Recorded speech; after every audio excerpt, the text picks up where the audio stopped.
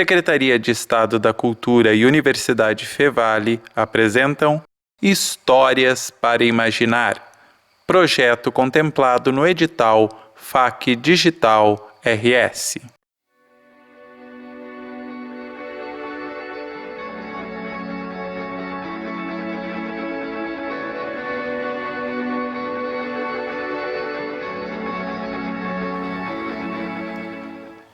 Dizem que os olhos são as janelas da alma. São através deles que reconhecemos a realidade como ela se mostra. Mas essa realidade que enxergamos é apenas parte de um universo muito maior. Lugar esse que podemos explorar apenas através da nossa imaginação. Por isso, te convido para curtir a nossa história de uma forma diferente.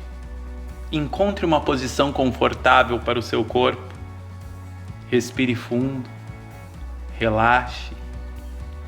Feche os olhos e abra as asas da imaginação para juntos podermos saborear cada detalhe dessa história e tudo que ela tem a nos oferecer.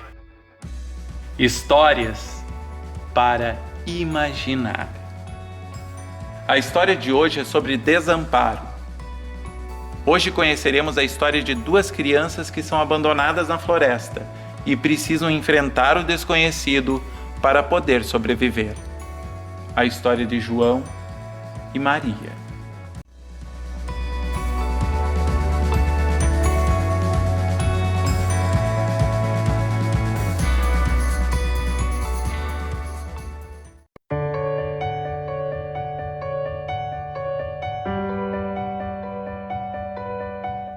Às margens de uma extensa mata, existia há muito tempo uma cabana pobre, feita de troncos de árvore, na qual morava um lenhador com sua segunda esposa e seus 2 filhinhos, nascidos do primeiro casamento.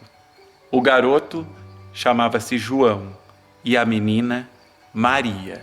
A vida sempre fora difícil na casa do lenhador, mas naquela época as coisas haviam piorado ainda mais. Não havia pão para todos.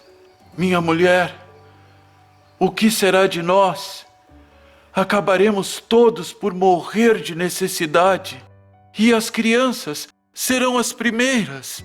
A madrasta, que era muito malvada, disse: Há uma solução. Amanhã daremos a João e Maria um pedaço de pão. Depois os levaremos à mata e lá os abandonaremos. O lenhador não conseguia nem ouvir falar de um plano tão cruel. Mas a mulher, esperta e insistente, conseguiu convencê-lo. No aposento ao lado, as 2 crianças tinham escutado tudo e Maria desatou a chorar. João, e agora? Sozinhos na mata estaremos perdidos e morreremos. Não chora, eu tenho uma ideia. Tranquilizou a João. Esperou que os pais estivessem dormindo. Saiu da cabana e catou um punhado de pedrinhas brancas que brilhavam ao clarão da lua e as escondeu no bolso. Depois, voltou para a cama. No dia seguinte, ao amanhecer, a madrasta acordou as crianças. Vamos cortar lenha na mata. Este pão é para vocês. Partiram os 4. O lenhador e a mulher na frente, as crianças atrás. A cada 10 passos, João deixava cair no chão uma pedrinha branca, sem que ninguém percebesse. Quando chegaram bem no meio da mata, a madrasta disse: João e Maria, descansem, enquanto nós vamos rachar lenha para a lareira. Mais tarde, passaremos aí para pegar vocês. Após a longa espera, os 2 irmãos comeram o pão e, cansados e fracos como estavam, adormeceram. Quando acordaram, era noite alta, e dos pais, nem sinal. Estamos perdidos. Nunca mais encontraremos o caminho de casa. Soluçou Maria, mas João, seu irmão, a consolou. Vamos esperar que apareça a lua no céu e acharemos o caminho de casa. Quando a lua apareceu, as pedrinhas que João tinha deixado cair pelo atalho começaram a brilhar. Seguindo-as, os irmãos conseguiram voltar até a cabana.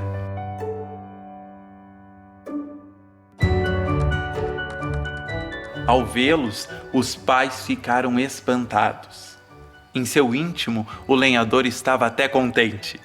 Mas a mulher, assim que foram deitar, disse que precisavam tentar novamente com o mesmo plano. João, que tudo escutara, quis sair à procura de outras pedrinhas, mas não pôde, pois a madrasta trancara a porta. Mariazinha estava desesperada. Como poderemos o salvar dessa vez? A gente vai dar um jeito, você vai ver. Respondeu o irmão. Na madrugada do dia seguinte, a madrasta acordou as crianças e foram novamente para a mata. Enquanto caminhavam, Joãozinho esfarelou todo o seu pão e o da irmã, fazendo uma trilha.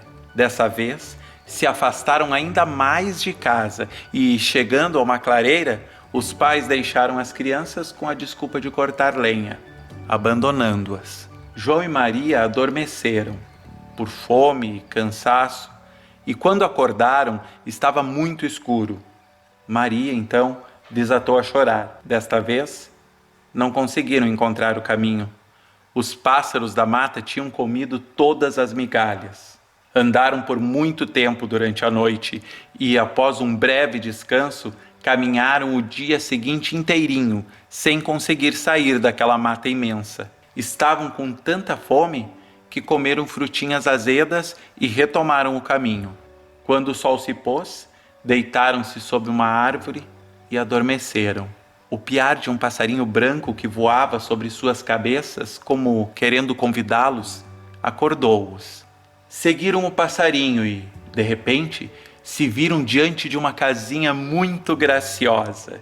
Aproximaram-se, curiosos, e admiraram-se ao ver que o telhado era feito de chocolate, as paredes de bolo e as janelas de jujuba. Viva! Gritou João e correu para morder uma parte do telhado, enquanto Mariazinha enchia a boca de bolo rindo.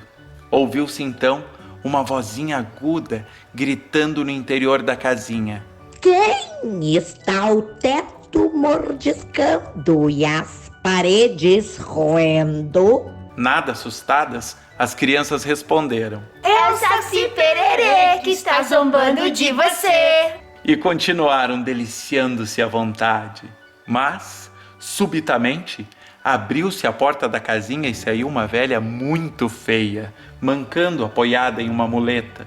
João e Maria assustaram-se, mas a velha lhes deu um largo sorriso com a boca desdentada. Não tenham medo, crianças. Vejo que tem fome, a ponto de quase destruir a casa. Entrem, vou preparar uma jantinha. O jantar foi delicioso. E gostosas também foram as caminhas macias aprontadas pela velha para João e Maria, que adormeceram felizes. Não sabiam os coitadinhos que a velha era uma bruxa que comia crianças e, para atraí-las, tinha construído a casinha de doces. Agora, ela esfregava as mãos satisfeita. Estão em meu poder, não podem escapar. Porém, estão um pouco magros.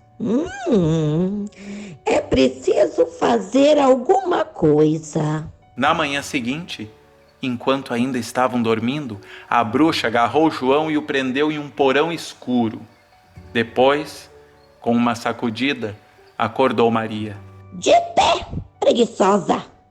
Vá tirar água do poço, acenda o fogo e apronte uma boa refeição para o seu irmão. Ele está fechado no porão e tem que engordar bastante. Quando chegar ao ponto, vou comê-lo. Mariazinha chorou e desesperou-se, mas foi obrigada a obedecer. Cada dia cozinhava para o irmão os melhores quitutes. E também, a cada manhã, a bruxa ia ao porão e, por ter vista fraca e não enxergar a um palmo do nariz, mandava. João, me dê o seu dedinho. Quero ver se já engordou. Mas o esperto João, em vez de mostrar seu dedo, estendia-lhe um ossinho de frango. A bruxa ficava zangada porque, apesar do que comia, o moleque estava cada vez mais magro. Um dia, perdeu a paciência.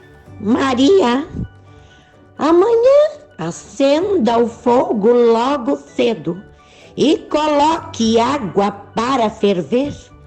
Magro ou gordo, pretendo comer o seu irmão. Venho esperando isso há muito tempo. A menina chorou, suplicou, implorou. Em vão. Na manhã seguinte, Mariazinha tratou logo de colocar no fogo o caldeirão cheio de água, enquanto a bruxa estava ocupada em acender o forno, dizendo que ia preparar o pão. Mas, na verdade, queria assar a pobre Mariazinha, e do João faria um cozido. Quando o forno estava bem quente, a bruxa disse a Maria: Entre ali e veja se já está na temperatura certa para assar o pão. Mas Maria, que já compreendera, não caiu na armadilha. Perguntou ingenuamente: Como se entra no forno? Ora, você é mesmo uma boba. Olhe para mim. E enfiou a cabeça dentro do forno.